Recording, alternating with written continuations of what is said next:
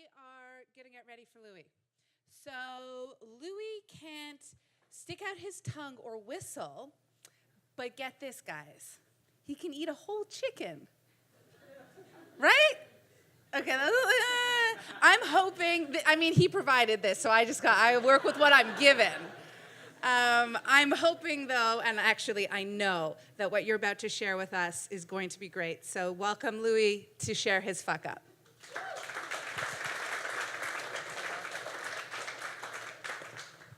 Hello, hello, hello. Hello. Hello. I am super excited to also be able to swear in a presentation. So I'm going to say fuck up and fuck and shit a whole lot, as much as I can, because I'm allowed to, so why not? So my story might be a little bit different than some of the other stories that happen here. It's not really around a project or a business per se of what my fuck up was. My fuck up was more around my personal life.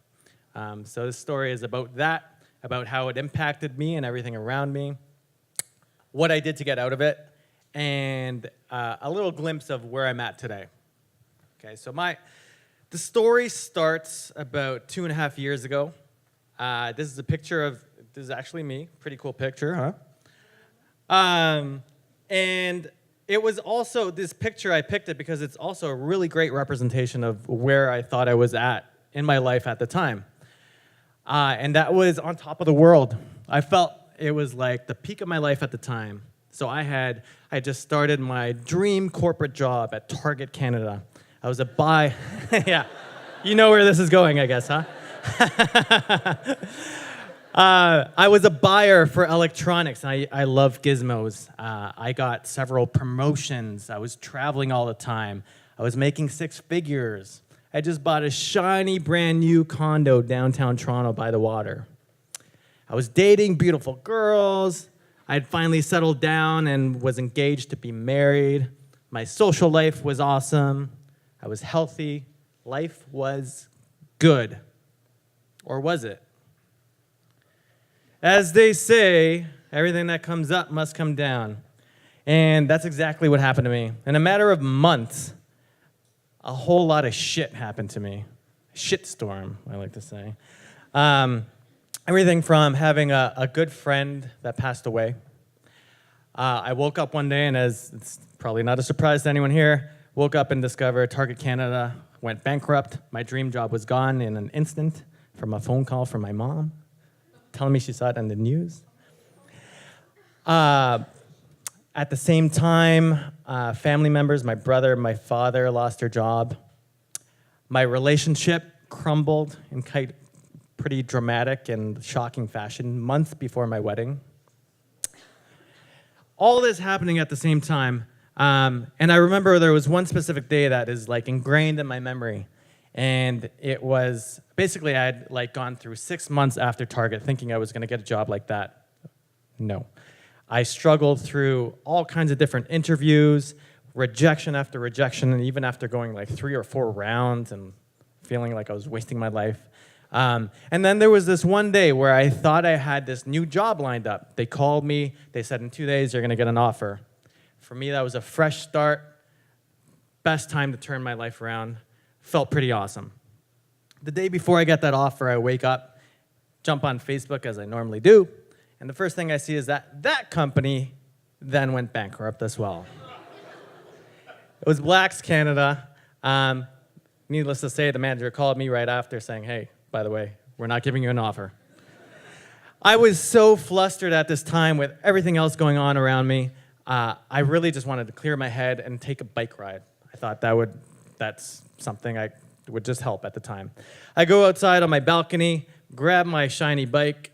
It's a beautiful day, take it downstairs, take a few steps, about to get on the bike, and I kid you not, it felt like a movie. It started pouring rain on me. And I just stood there laughing. I literally didn't know what else to do. It felt like I had kind of hit rock bottom, and it was kind of a weird feeling too, because it felt like hopefully there was nowhere to go but up. Well, unfortunately, it got a little bit worse before it got better. So all that happened, and then I slowly, without even realizing it, slipped into pretty severe depression. So I was diagnosed by my doctor. At first, I was kind of in denial, but it was pretty bad. I really felt like I had no worth in this world. I felt like I had no purpose, nothing to offer. And it was so bad that I didn't even want to, I could not get out of bed because I didn't see the point of it. I got so numb to feeling that I isolated myself from family and friends further.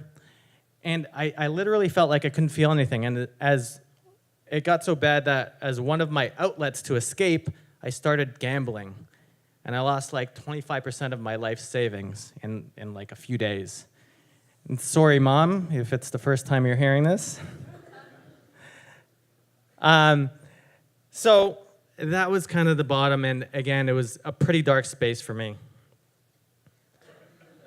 So you might be wondering, well, what was my fuck up?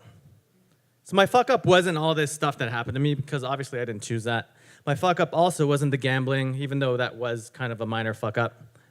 But what was my major fuck up? Well, in order to discover that, we have to go back in time. Hence, I don't even know his name, but Back to the Future dude. Doc something. Yeah, Doc Brown.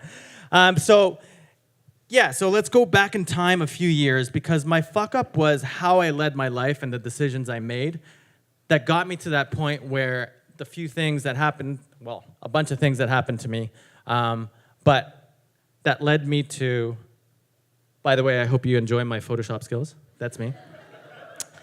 That led me to crumbling, essentially, because although I knew, or I thought at the time I was at the peak of my life, now in hindsight I can look back and through learning, I know that I was actually on a super shaky foundation.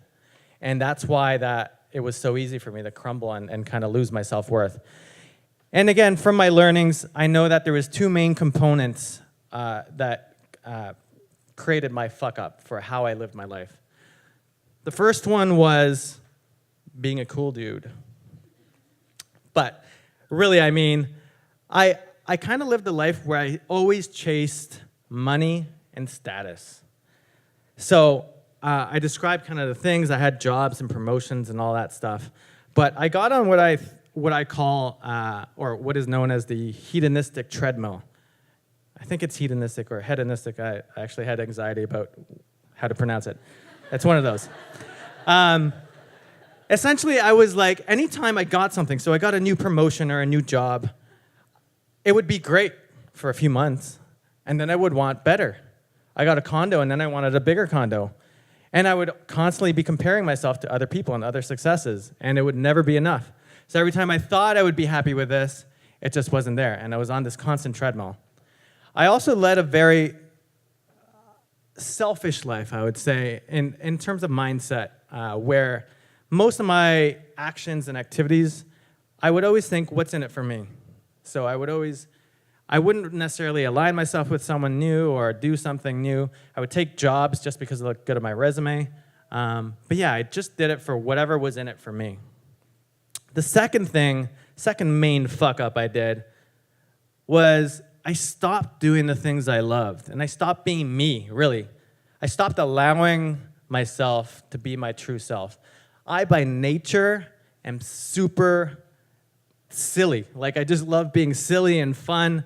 But I got myself into all of these kinds of situations where I didn't allow myself to do that. So I would take jobs just because it paid more money, but it kind of restricted me in the setting that I was in, and I didn't feel aligned. I didn't feel like my authentic self.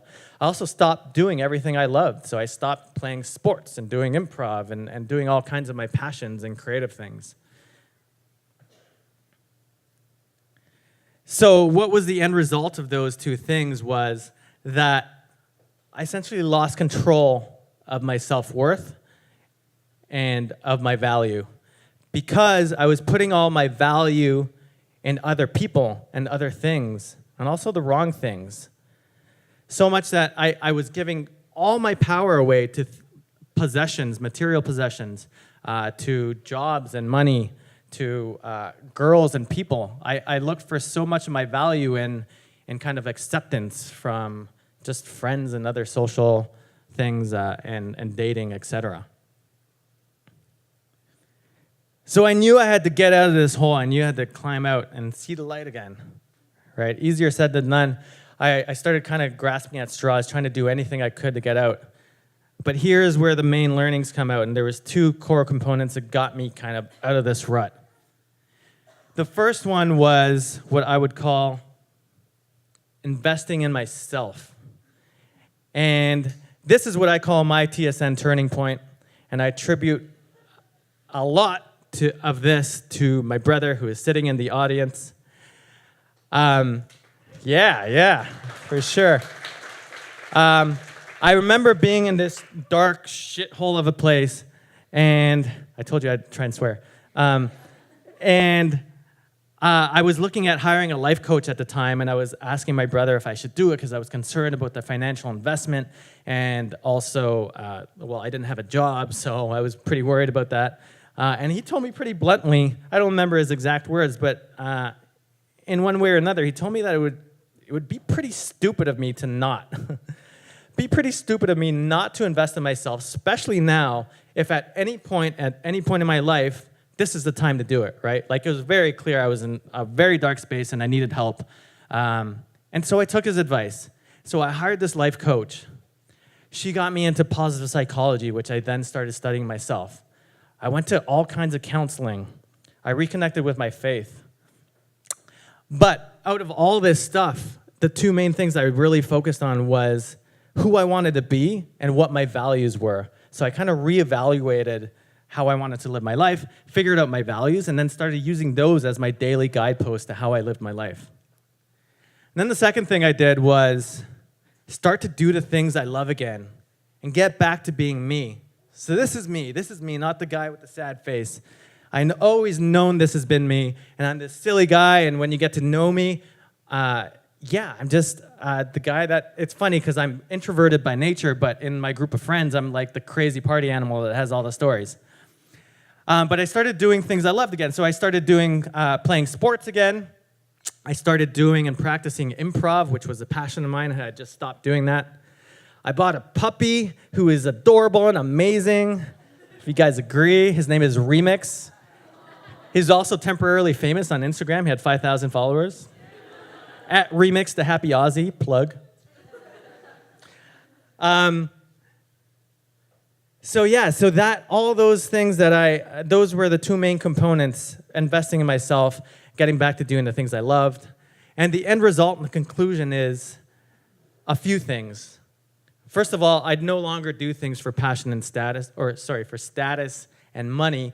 I do it for things I love, and I align myself with things and people that I love and stick with that. 2, I founded a company called Fundamentals of Play that is founded on the same principles that got me out of my rut, play and positive psychology. So I run a whole bunch of workshops for that stuff. And all of it gave me the courage to take this leap of faith to become a passionate entrepreneur. And everything just started resonating, and was just having a conversation before with someone here about being in line with your values and how that starts attracting good things in your life. And that's what's been happening. So not just this company, but I now have one of the most beautiful people inside and out in my life, my current girlfriend.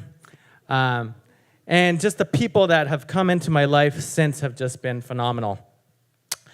And the most important thing, I think, out of it all is that I know that I have now learned who I want to be, who I am, and I haven't attached my value to even things like my new company. Because I know if that's stripped away, I now have my solid foundation of who I am and my values, and I won't crumble the same way I did before. Thank you.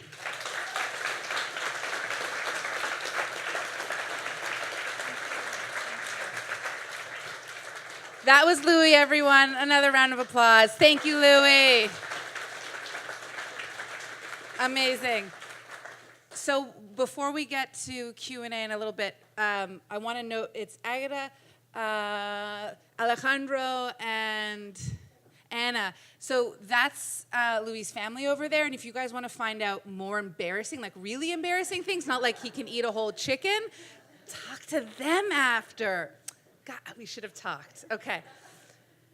Now we get to talk to Will and Louie a little bit more. Before we do, I'm going to give you guys a minute because I want you to percolate the thoughts and the questions that we're about to come up with.